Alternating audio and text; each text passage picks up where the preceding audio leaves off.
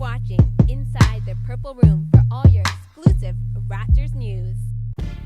Let's provide you with the skinny on the Raptors' 3-game homestand where they were 2-1. The Toronto Raptors began things against the Detroit Pistons, where Brendan Jennings loves one thing about the city, and that's the women. But on this night, he was loving the long ball, where he was 4 of 6 from three-point land. Unfortunately, the Detroit Pistons are a hot mess with a great group of talented players on paper, and they're just trying to execute that on the basketball court. DeMar DeRozan, however, was vanquishing in the glory, throwing up lobs and also converting on them himself.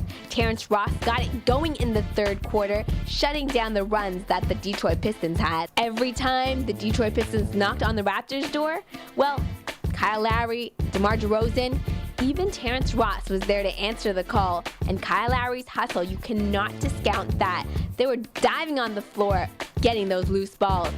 So if the Detroit Pistons were smooth sailing, you'd think that the Memphis Grizzlies coming into town would be a piece of cake. But think again. This Memphis Grizzlies team has gone to the Western Conference Finals, and this time around, everyone's discounting the fact that they have what it takes. Star DeMar DeRozan was leading the way for the Toronto Raptors as they came back in this one. With a healthy roster, the Memphis Grizzlies sure did make some noise playing the Toronto Raptors. If the playoffs were to start today, they would be facing the Oklahoma City Thunder. Well, the Toronto Raptors, well, they came back in bunches thanks a lot to DeMar DeRozan and, of course, Kyle Lowry. Where would they be without him? I keep on reiterating that fact. Then there were some ticky-tack fouls that had Tony Allen fuming. The conversations on the bench with Steve Novak and Terrence Ross allowed Terrence Ross to excel in the open floor. Up next for the Toronto Raptors, well, it was a Sunday matinee game against the Phoenix Suns, the surprise team in the NBA. Well, the Toronto Raptors were 2-3 at home on Sunday games.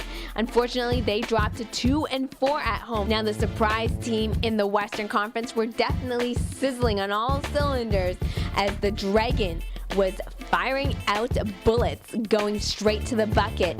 Eric Bledsoe was back and healthy. And how about Ish Smith? Now, his story is a compelling one.